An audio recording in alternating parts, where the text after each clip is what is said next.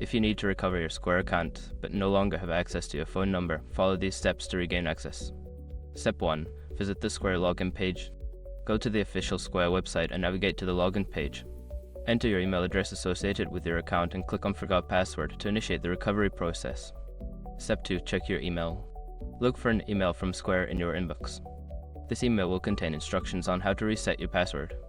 If you don't see it, check your spam or junk folder. Step 3. Reset your password. Follow the link provided in the email to reset your password. Choose a strong, new password that you haven't used before and confirm it as prompted. Step 4. Update your account information. Once you have regained access, go to your account settings. Update your phone number and any other updated information to ensure you can recover your account more easily in the future. Step 5. Enable two-factor authentication. To enhance your account security, enable two-factor authentication. This will provide an additional layer of protection and allow you to use alternative methods for account recovery in case you lose access again. By following these steps, you should be able to recover your Square account without your phone number. Always remember to keep your account information updated to avoid similar issues in the future.